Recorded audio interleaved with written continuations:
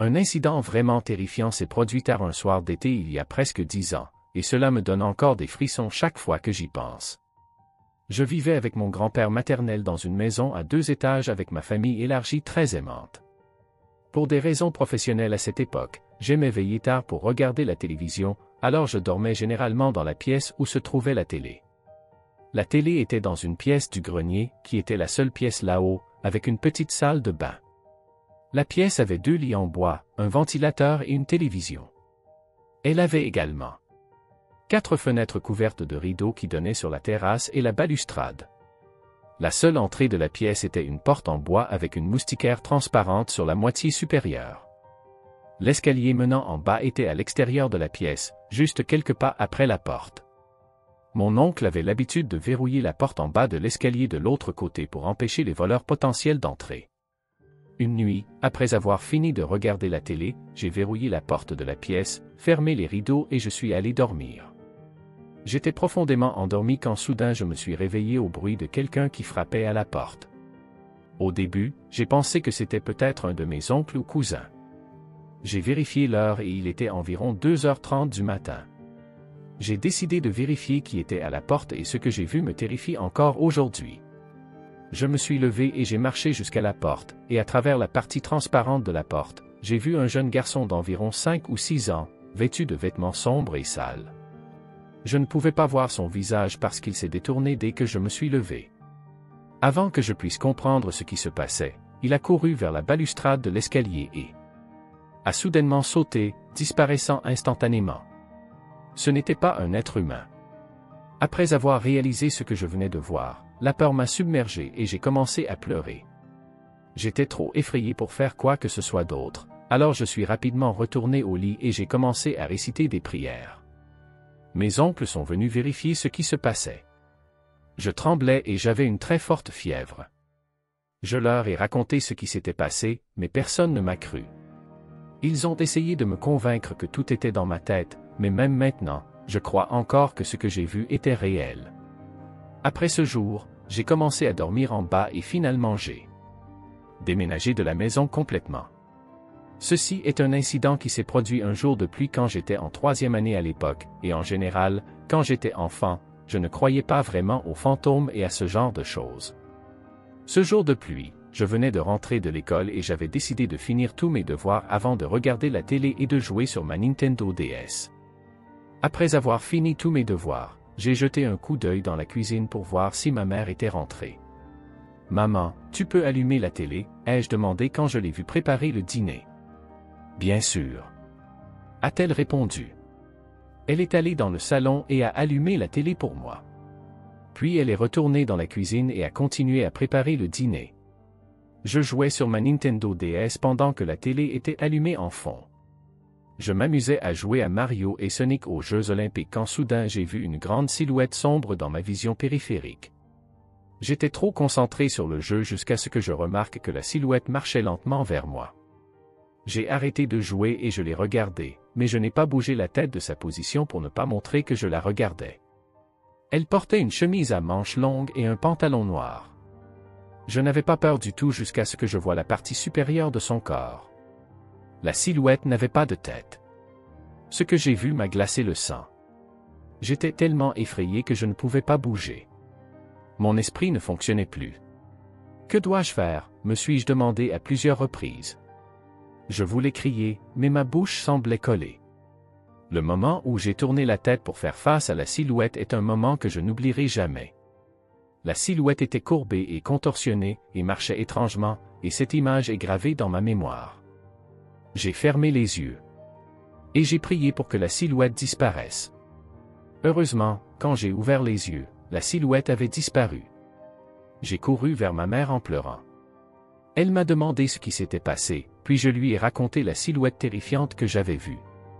En voyant son expression, ma mère ne semblait pas si surprise. La silhouette que tu as vue était l'un de nos ancêtres. Peut-être qu'il voulait juste visiter la maison, a-t-elle dit. Encore secoué par ce que j'avais vu, j'ai demandé, pourquoi n'a-t-il pas de tête? Tu es trop jeune pour connaître toute l'histoire, a-t-elle répondu. Je m'appelle Amy. Cet incident m'est arrivé quand j'étais à l'université. J'avais 20 ans et je vivais seul dans mon logement universitaire. C'était juste une journée ordinaire pour moi. Je venais de finir mes cours et j'avais décidé de m'arrêter au magasin d'alimentation le plus proche pour acheter quelque chose avant de rentrer chez moi. Alors que je parcourais les rayons, j'ai remarqué un homme aux yeux injectés de sang et aux vêtements déchirés qui me fixait de loin. Son sourire étrange m'a donné des frissons et je pouvais sentir son regard me suivre dans le magasin. J'ai essayé de l'ignorer et j'ai rapidement pris ce dont j'avais besoin avant de me diriger vers la caisse. Alors que j'étais dans la file d'attente, je pouvais sentir sa présence se rapprochait de plus en plus. C'est alors qu'il s'est penché près de moi et m'a chuchoté quelque chose à l'oreille que je n'ai pas bien compris. Me sentant mal à l'aise, j'ai rapidement payé mes articles et je me suis précipité vers ma voiture dans le parking. Alors que j'allais monter dans la voiture, j'ai entendu des pas derrière moi et je me suis retourné pour voir l'homme du magasin se précipiter vers moi avec un couteau à la main. J'ai réussi à esquiver son attaque et à grimper dans ma voiture, en verrouillant les portières derrière moi.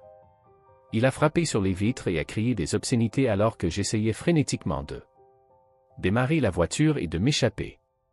Après ce qui m'a semblé une éternité, j'ai finalement réussi à m'enfuir et j'ai appelé la police dès que j'étais à une distance sûre. La police a fouillé la zone, mais ils n'ont pas pu trouver l'homme. J'étais terrifié et je ne pouvais pas me débarrasser de l'impression qu'il était toujours là, quelque part, à me surveiller. Les jours ont passé et j'ai fait de mon mieux pour passer à autre chose, mais je ne pouvais pas me débarrasser de cette sensation d'être observé. Une nuit, alors que j'étais au lit, essayant de dormir, un orage a éclaté. La pluie frappait contre ma fenêtre, et à chaque éclair, ma chambre s'illuminait comme en plein jour. Je me suis réveillé vers 5 ou 6 heures du matin, surpris par un coup de tonnerre particulièrement fort qui a secoué toute la maison. Alors que j'essayais de me calmer et de me rendormir, j'ai remarqué une ombre étrange sur le mur. Elle avait la forme d'un humain, mais quelque chose semblait anormal. Alors que l'éclair brillait à nouveau, j'ai vu la silhouette d'un homme debout à l'extérieur de ma fenêtre, son visage collé contre la vitre, me regardant. Mon cœur s'est mis à battre la chamade et j'étais paralysé par la terreur. Soudain, je l'ai vu, l'homme du magasin était debout à l'extérieur de ma fenêtre, tenant son couteau et me fixant avec ce même sourire tordu. J'étais paralysé par la peur, incapable de bouger ou de crier, alors qu'il disparaissait à chaque éclair suivant. Je savais que je devais faire quelque chose, alors j'ai bondi du lit et j'ai couru vers la porte d'entrée pour m'assurer qu'elle était verrouillée. Mais il était trop tard. Alors que je me retournais, j'ai vu l'homme debout dans mon salon, son sourire tordu encore plus large, pointant son couteau vers moi. J'étais coincé, acculé, sans issue. L'homme fou s'est alors précipité vers moi en criant « Tu es à moi, tu es à moi. Tu es à moi ». Je suis tombé au sol, paralysé par la peur, et puis il s'est jeté sur moi et m'a chuchoté à l'oreille calmement « Je t'ai eu ». Il a alors commencé à rire de manière maniaque. Il a commencé à couper mes vêtements avec son couteau. Je ne pouvais pas bouger, sa force me dominait.